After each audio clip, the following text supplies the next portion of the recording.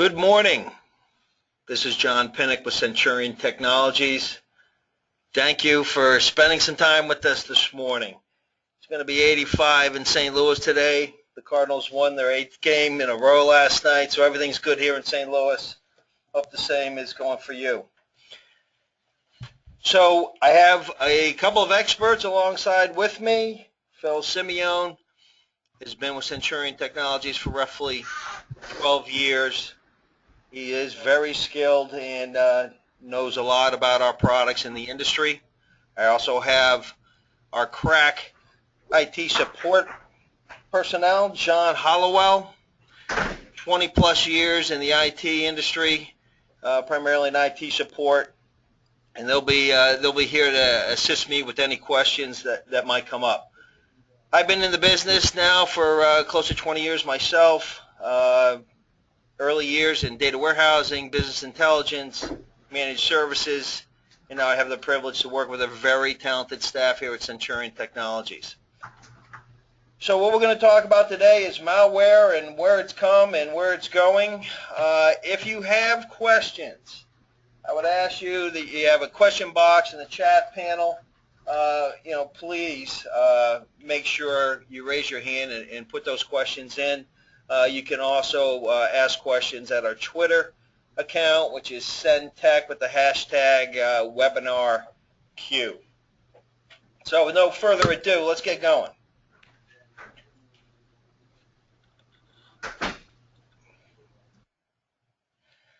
So malware has come a long way in 40 years. I think that's an understatement.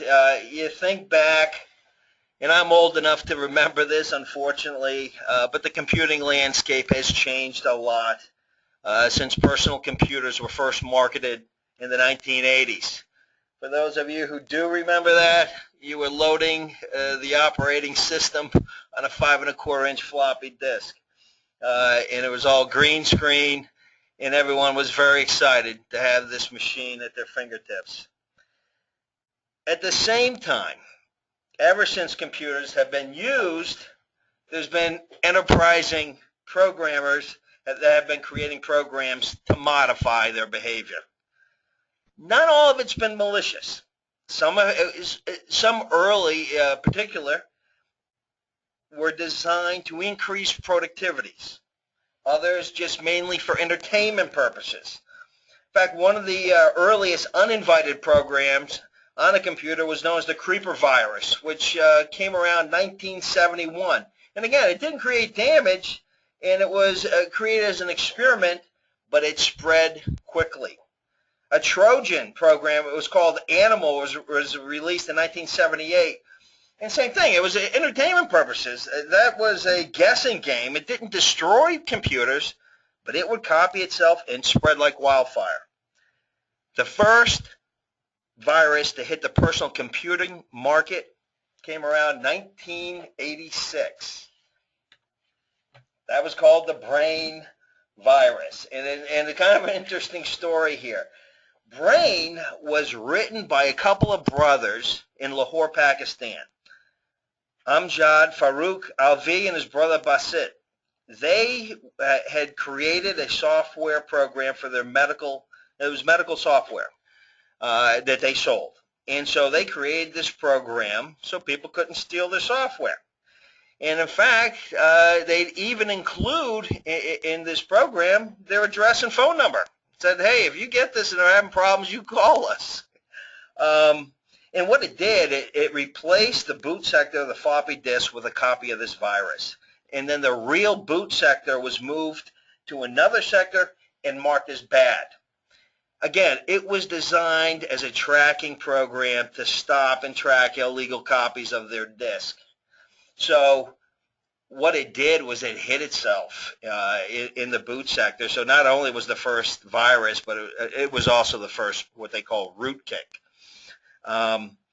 These are brothers. They're still in business. They rose to fame or infamy by putting their phone number out there. They were inundated with phone calls and press and so forth. And they were young at the time, 17 and 24, 1986. And oddly enough, their company called BrainNet today is one of the largest internet service providers in Pakistan.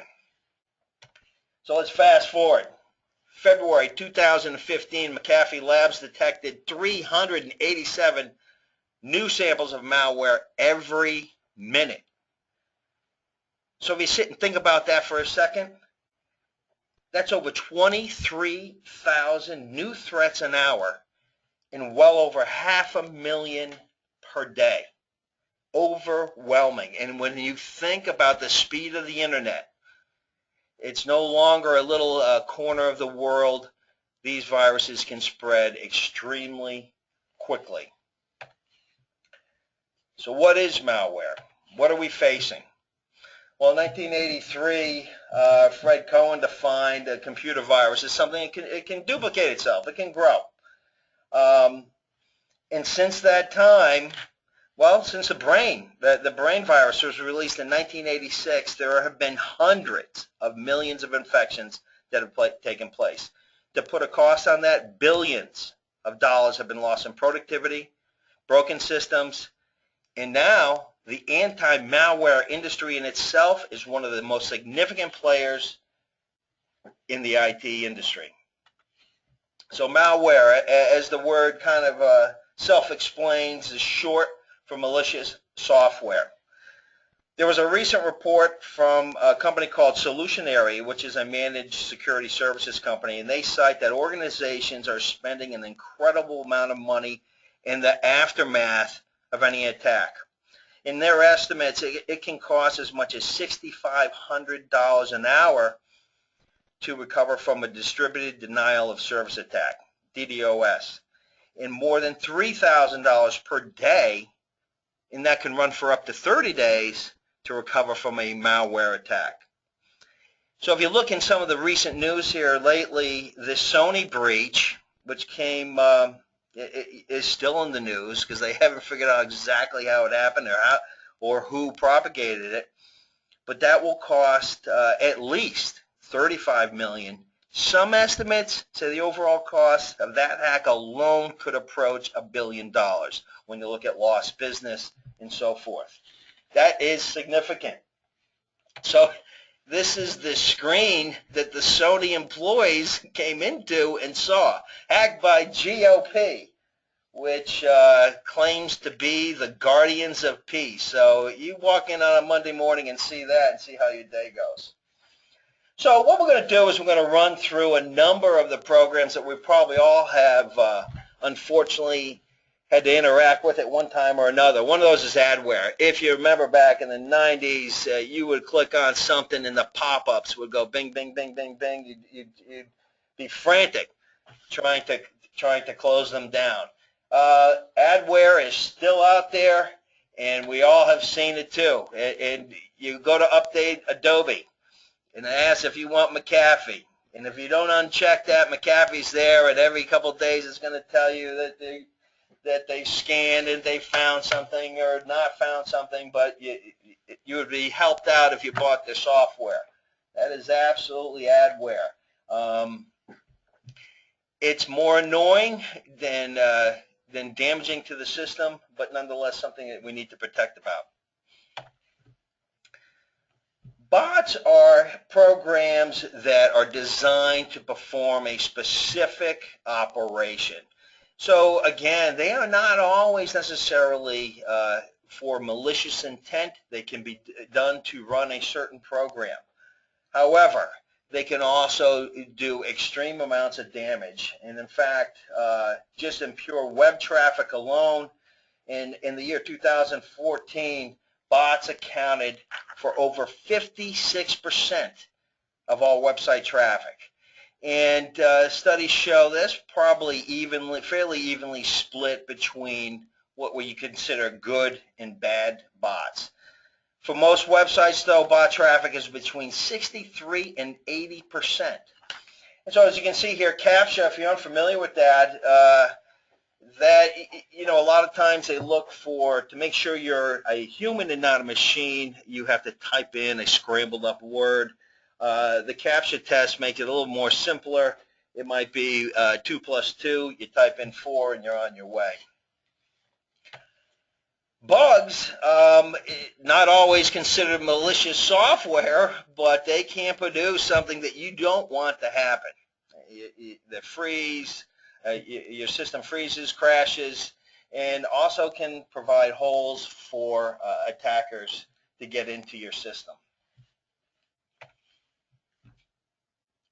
Ransomware is something that is particularly nasty, and it is growing like crazy. A lot of people have heard of CyberLocker. It has morphed into CyberWall. If you get to what is considered the dark web, you can find kits that will walk you right through exactly what you want to do. If you want to take over someone's computer, encrypt their data, and then hold them for ransom. Here's an example of a screen that you might walk into.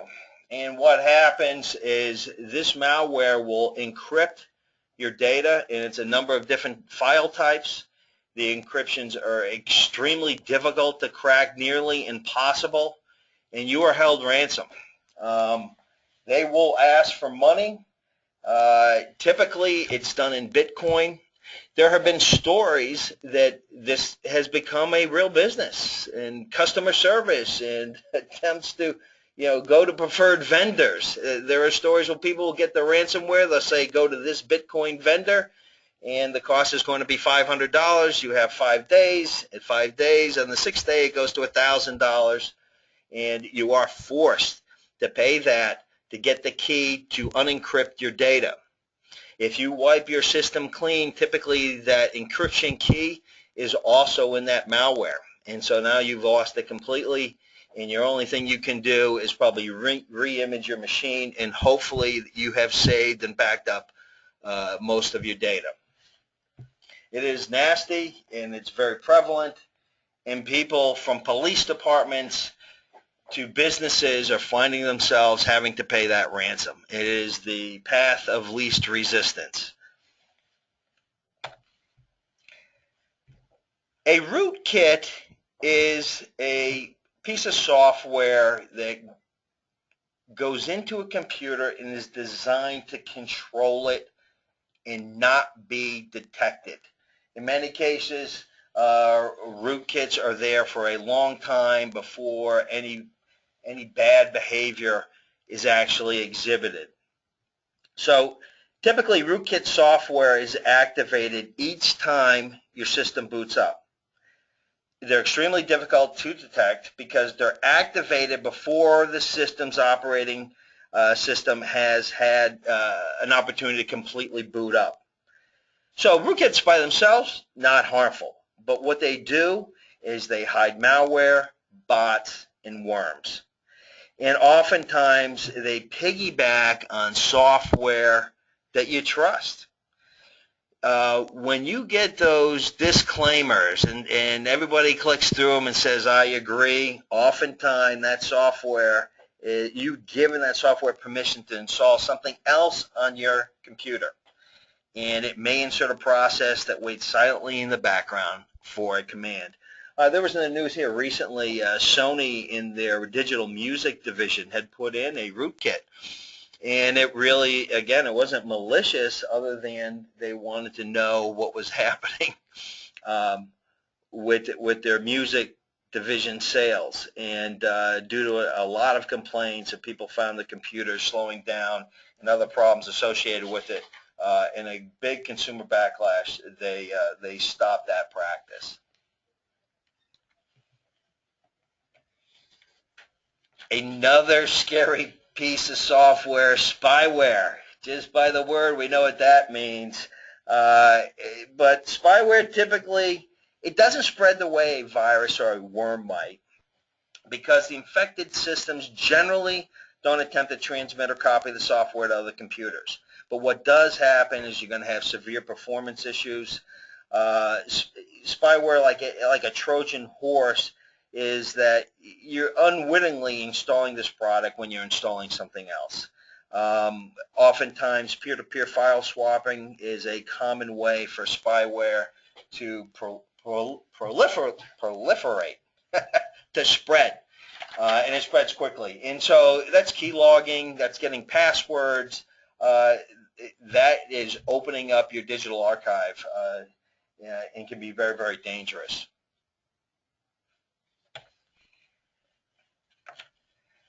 The Trojan, again, as the name implies, disguises itself as a normal program, and can give the attacker remote access, can modify files, can modify a computer. Most of the malware, well, Bitdefender has said 83% of malware infections around the world are this type. Again, extremely dangerous. Virus, as I said earlier, is something that is a piece of software that can copy itself, and so it expands very, very quickly, and it attaches itself to other programs.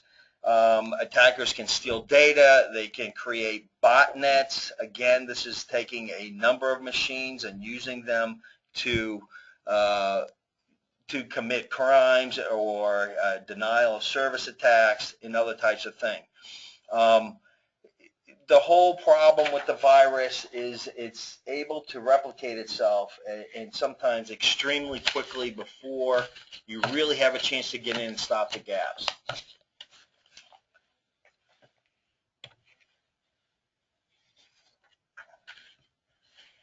Worms are a very common type of malware. The first malware to be spread via the internet, in fact, was the Morse worm. It was called Morse worm, and this is back in 1988. It was called the Morse worm. Robert Morse was a student at Cornell. And again, his intentions, well, they seemed like they were harmless. And what he was trying to do, he said he wanted to figure out how big the internet was. He was gonna measure the size of the internet. So the internet in 1988 was not well distributed. There were roughly 60,000 computers on the network in 1988. The Morse worm hit about 6,000, and it was very, very aggressive at making copies of itself, and essentially became a powerful denial of service attack.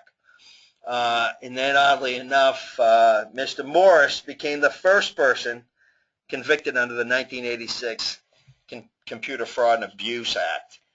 And there he is. It doesn't look too scary, but people like this around the world have created havoc for many of us. There's Robert Morris. I'm not sure where he is today, but that's an older picture. Drive-bys, this is we're seeing more and more of drive-by exploitation. And a drive-by download can simply be initiated by visiting a website or even viewing an email message that's in HTML, just viewing it.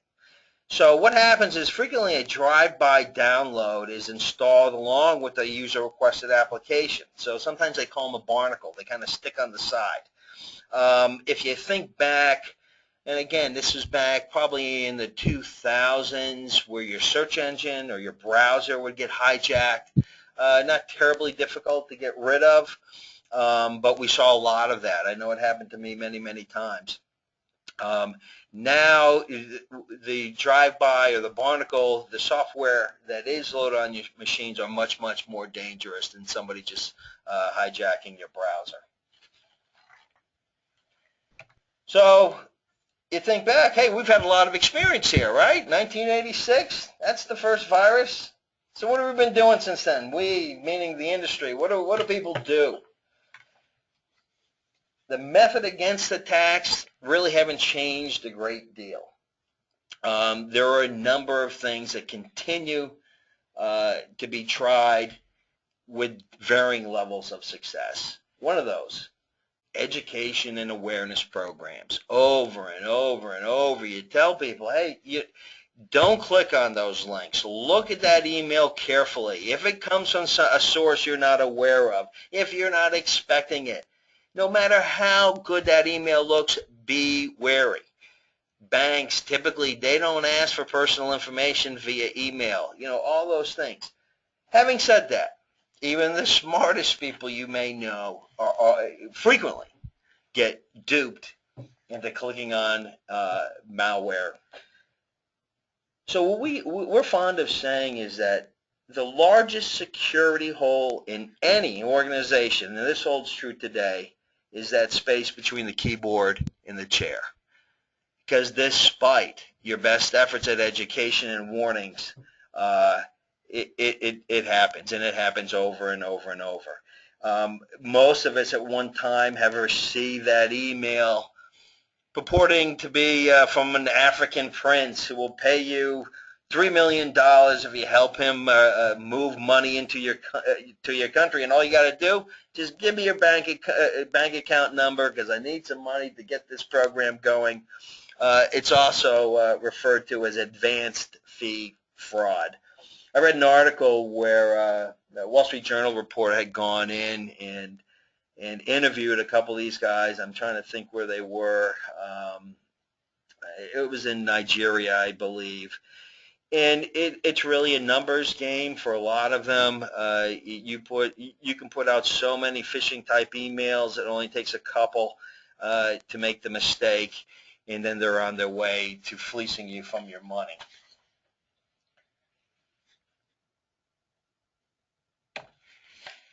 So here's one. Dear beloved friend. So you look at this and you think, my God, this is so silly. Who would ever do this? Well, if you send it to a couple million people, you'd be surprised. The click-through rates on these, while relatively low, it does happen. And as odd as it may seem, people are duped into doing it with the best intentions. So here again, 156 million phishing emails are sent around the world every single day. So again, the numbers game. So studies have shown that of those, 10% or 16 million will make it through your antivirus filters. So those emails that do make it through the spam filters, that's 16 million, half of those will be opened. Then 10% of those open emails will lure someone to click on an infective link, taking them to a baited website where another 10% will disclose personal information. So what does that translate to? That's 80,000 victims every single day. So we've been educating people for 20 plus years, and we still have holes. It even gets more difficult when you look at the phenomenon called spear phishing. Spear phishing is, well, the crooks take a little more time, but what they found is that their payout is a little bit bigger. And we've all received these, and I have a couple of examples here that just came to me this week. Spear phishing emails have an open rate that approaches close to 70%. So often in these spear phishing campaigns, the apparent source of that email is someone likely to be an individual who's in your own company or in your own organization. And maybe, ideally actually, it's somebody who's in a position of authority. That's also often referred to as the kernel effect. So that source must be known. It must be a trusted individual. There's information in that email that kind of supports its validity. And then the request that's being made to that individual has to make some logical sense. So here's a story. This was a teacher at West Point. And this was done as kind of an experiment. But he sent out a message to 500 cadets asking them to click on a link to verify their grades. Now the message, and it was spoofed, appeared to come from a colonel at West Point. So what happened? 80% of those recipients clicked on the link. And what happened? They got a note back saying, hey, you've been duped. This happens. This is widespread. I mean, we've had people in our office, and we're in the security business, that go, geez, I never thought I'd be this foolish. But it came from somebody in accounting, or it came from some department. I was expecting this, or, geez, it looked legitimate. This is an email. I got this, let's see, May 3rd, this week. So, you look at these things and go, first off, Yahoo email service, I've never heard of the Yahoo email service. Typically, you read this, there's going to be some grammatical errors. So this is very simple. I might get one or two of these a week. There's another one that came to me a week ago, Amazon. Now, if you look closely, I don't know if you can see my mouse up here, but look at the URL. It's Site News Guide. So Amazon's going to give me a reward, but who are these guys? I don't know. But it would be easy enough for someone to go, boy, I'll take a 5-minute survey and see what Amazon has for me. And you can see how this can be a very, very dangerous. Here's another one. And again, just some things you really need to look out for. Look at that. Who's it from? Just Host? That's not FedEx. They do personalize them, but are you expecting that package? And why are they emailing me something like this? And why is it coming from a person? So again, education programs, you tell people this over and over and over again, yet 70% are likely to hit on a link that they shouldn't. So what's another thing we've been doing? Your IT department will tell you that you got to keep your computer updated. It's not just Microsoft, but timely patch application is critical. The bad guys are constantly trying to exploit holes. They're well aware of holes in whether it's Adobe or your browser or any other application, and they're very diligent about finding these holes. And when there is a known patch that's out there, that means there's also a known hole, and the bad guys again are going after that. So application updates, it's extremely crucial, but it's also very hard. IT professionals, security professionals will tell you that keeping up or failure to keep up with software patches is one of the most common challenges that they can identify today. So then you get those zero-day attacks. So what is zero-day? It means new software has come out and there are holes that hackers can get into, and because it might be a new release, no patch exists. And that might be for a day, it might be for a week, but it is a vulnerability that hackers will get into. So you can see the challenge. So what's the other? I mean, who doesn't have antivirus on their machines? Antivirus, the industry rose out of the 80s and has been with us for a long time. Generally, you don't have a computer at your home, you don't have one at work that doesn't have some sort of AV protection. But even when they work absolutely perfectly, they can still fail to block sophisticated malware attacks. And so how does the antivirus, how does it keep up with it? Well, typically what they call it's signature-based detection. So what you're looking at is all the other viruses that are known. And does this look like something that we've seen before? And if it is, then that's where you get those definitions. The issue with that is there are more than 100 new strains of malware distributed by over 10,000 malicious domains each day. So probably 50% of those are designed to compromise user credentials. So the other way antivirus programs typically keep up is what they call heuristics. So what heuristics does, you need to think of it, it's a method to solve problems quicker. So think of it as like a rule of thumb. So frequently what happens is the AV companies, they're executing the programming commands of this questionable program within a specialized virtual machine, let's say. Another way is they might decompile the suspicious program and then analyze that source code. And then that source code is then compared to the source code of known viruses. Again, it sounds like a perfectly good way to stay abreast of things. It's just that there's just way too much coming out. Every opportunity, well, I'm going to call them criminal. Every opportunity the criminal has to exploit your system, they're going to take, and they are very sophisticated in their attacks.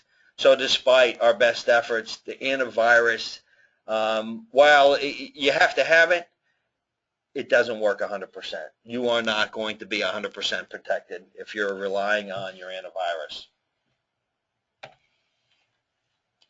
Another common way to battle malware is what they call whitelisting. Whitelisting means you're taking applications that you know are safe, and these are only the files that you can run on your machine. The problem is that whitelist must contain every file and application that any user in the organization might use. So if you think about that, the average endpoint, when I say endpoint, what I'm referring to is that's you at your computer. That's the endpoint. So the average endpoint contains roughly 20,000 executable files.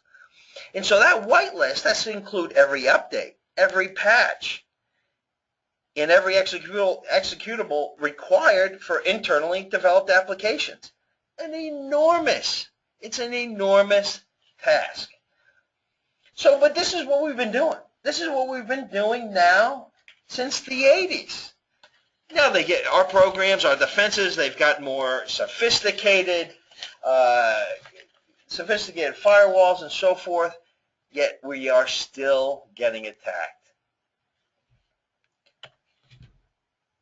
So what I'd like to talk about now is what's next? What's the next generation of security computer protection?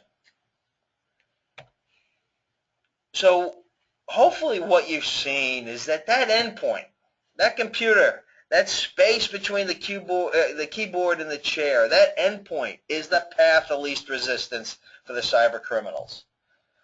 When you look at a lot of these breaches that will come out, Target, that was a vendor who lost his credentials and the hackers were able to get into the back end of their systems. Sony, as I said earlier, they haven't discovered exactly what happened, but they think the same thing. It's from an endpoint. There were breaches in Washington, D.C.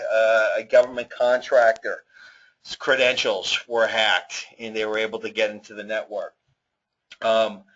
So advanced information stealing malware is the main tool that enables these advanced persistent threats to affect organizations.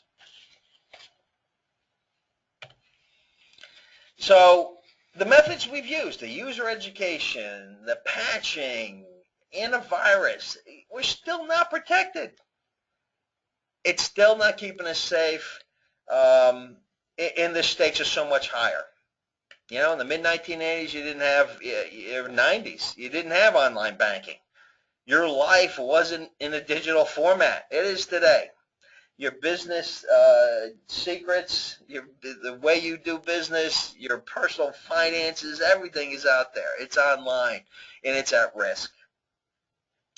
Attackers are continuously developing sophisticated new tactics, evasion techniques to bypass even the latest protection methods.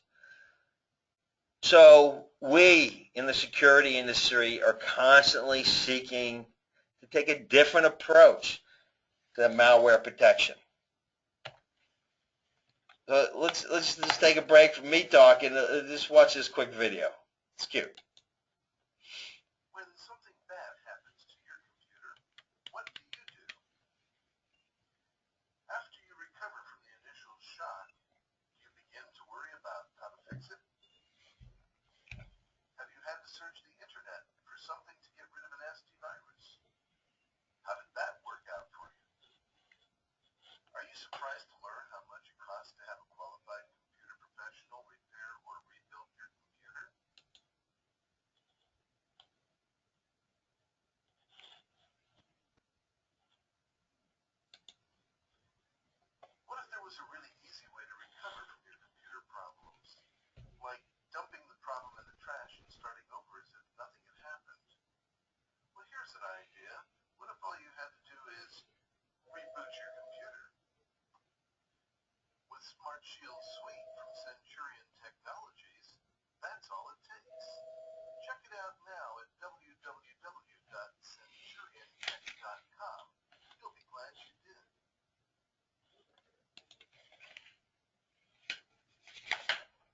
So there you go.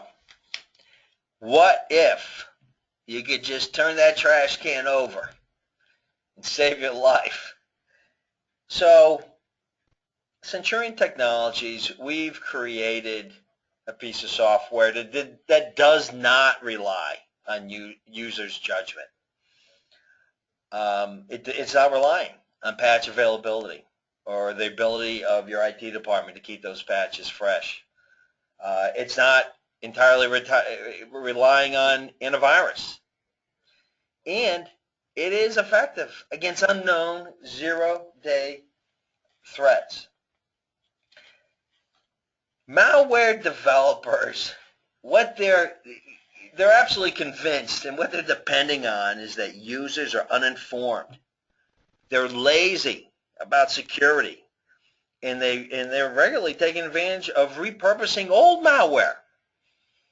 They're redoing it. I mentioned CyberLockers, now CyberWall. They morph, and then they go back to the older ones, and they come back again in a slightly different form, and they slip by all these gates we put up. Our SmartShield product requires nothing more than a simple reboot of your PC, and it's going to restore to that configuration that you want, that pristine condition. It is like that computer just came out of the box. So what this is called Reboot Restore. Centurion Technologies has been the pioneer and a leader in this space since 1996. So what Centurion products do is they write protect the hard drive or even a selected partition. It creates a temporary storage area on the hard drive where all the changes are made during that user experience. All changes are written in this temporary space. So what happens is on reboot, that PC restores it back to the administrator-defined configuration instantly. So even what's more important, or equally important, from the user side, there's absolutely no restriction for their use on the machine. They don't know what's happening. They're doing everything they want to do. They're downloading programs. They're free to install, remove applications. They can delete registry files. They can even try to format the hard drive. But the same rule is going to apply. When they reboot that machine, it's going to restore to the defined configuration that is set in your system image. It is really remarkable to be able to give people that freedom, to have that experience that they want, and it might be. You got a salesman, he's got a laptop, and they're on the road, and when he's in his hotel room, he's on a gambling site or, places that they maybe shouldn't be going. You have to worry about that. You just make sure that computer is rebooted, and you're going to come back, and it's going to be pristine as if it's just been taken out of the box. So what SmartShield is going to do, it's going to guarantee that the zero-day virus is not going to infect your machine. It's going to eliminate all those spyware issues. 100% uptime on protected workstations. For you in the IT world, re-imaging a computer can take hours, if not days. The old nuke and pave is not going to be in your vocabulary. So that means that the time you're spending on that to maintaining, supporting workstations, I mentioned earlier, the cost involved, it's going to go down by 90%. And at the same time, your users are not going to notice any impairment. They're going to be able to go about their daily business. They can save the files they need and not worry. So that's all I'd like to talk about this morning. Hopefully I've prompted some questions from you. Like I said, I got some crack help with me. If I can't answer it, they certainly can. But you can ask questions of us. There are a number of ways to reach us. You can reach us on Facebook, as I mentioned earlier, or at Twitter, which is @Centech with the hashtag webinar.q. and of course you'll have my email. You can always contact us. So once again, I want to thank you for spending some time with us. These are important topics. All is not lost. There are ways to combat the ever-increasing wave of attacks against us, and certainly SmartShield can help you achieve those objectives. So I hope I haven't taken up too much of your time. I wanted to keep it to around 45 minutes, and I think I've come close to that mark. But again, thanks for joining us. If you have any questions, by all means, let us know.